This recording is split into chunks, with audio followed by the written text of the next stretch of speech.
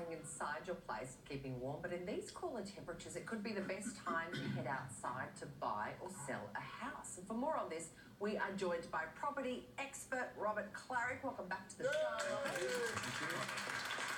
Now, we know that spring is usually thought as a really popular time in property. Is it? Yeah, well, everybody tends to want to go to the market in spring. They think, oh, well, the flowers are out, the house is going to look great and it's warm. But the markets are changing, so it's important now to decide when you want to sell, when hopefully there's not too many other properties in competition. And that's probably now. You know, when people say you don't really sell in winter, sell in winter if there's only 3 or 4 other properties on the market in your suburb at that time, because come this spring, there's probably going to be an avalanche of properties that are available. So all of a sudden, it's supply and demand. So if you are looking to buy a property in winter, what do? Pack a jumper? Put the fireplace on.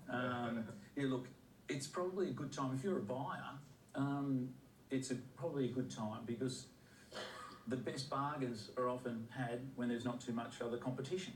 And at this time of the year, obviously in Sydney and Melbourne are the major markets.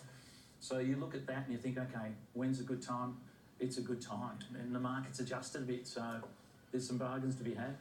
And if you want to sell, because look, I've been in the same house, the first house we ever bought, so we've been there 34 years now. Yeah. And look, to be honest, it was a humble house when we bought it, and it's only gone downhill since. And it's full, it is full of stuff. So I guess, how do you get a property ready to sell? What's some good tips for that? Look, you probably heard about decluttering. And I love that word, decluttering. My husband hates that word, decluttering. Yeah, and look, these days, everybody's decluttering, and especially before you go to a market. And it's hard when you've been in a house for that long because you do collect stuff.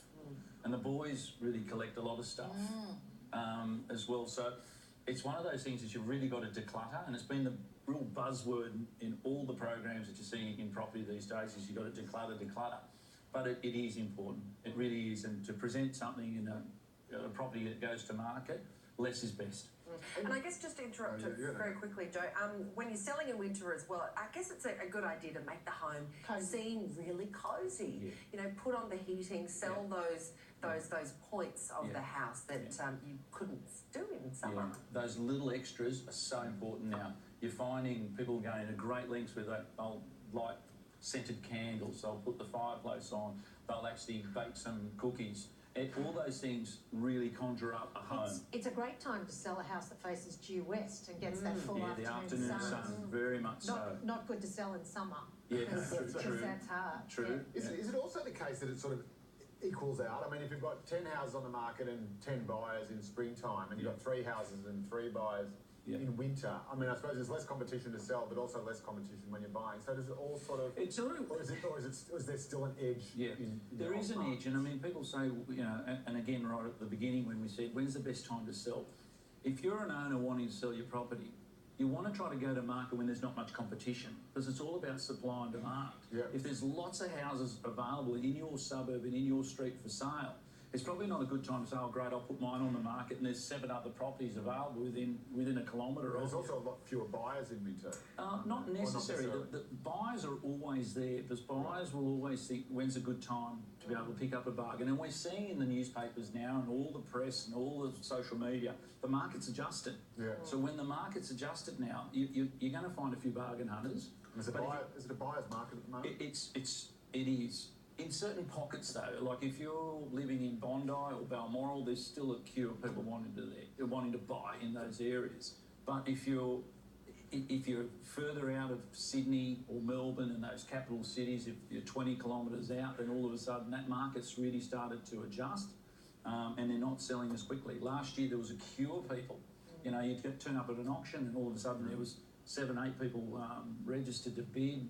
Now you're lucky at the auctions, and I auction virtually every weekend, you're only getting 1 or 2 buyers, that's a big difference. Well, let's recap some of your main points when it comes to buying and selling in winter. For sellers, winter means fewer properties competing for buyers. Give your home a warm look and some sunny photos online, which is a great piece of advice.